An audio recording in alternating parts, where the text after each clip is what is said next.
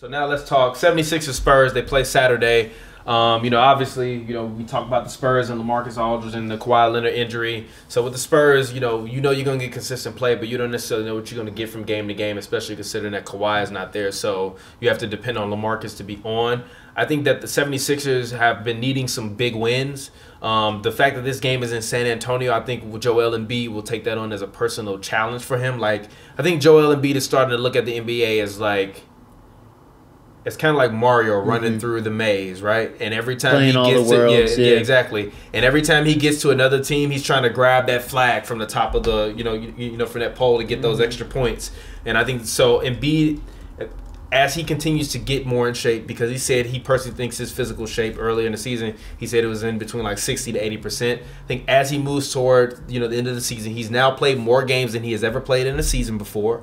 I think that Joel Embiid will come out, and I see him putting up 40 and 18. And I think I see him putting up 40 and 18 against the Spurs. And I think that the 76ers will win this game 107 to 98. Wow. Well, I just think the 76ers, will win.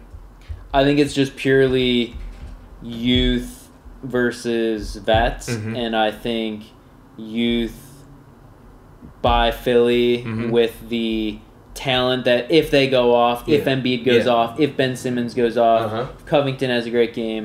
Again, without Kawhi, matchup, you got matchup issues there, and with somebody as athletic and good as Ben Simmons. So I got 76ers also. I'm gonna say it's a little lower scoring though. I'm gonna say 195. All right, cool. Pavy?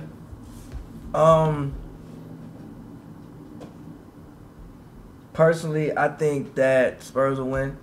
I just need it to be a pretty low scoring game.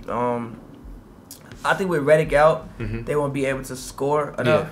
They really can't shoot, and Covington hasn't. Like you mentioned, he hasn't played the same since he got the contract. And Embiid is gonna be neutralized.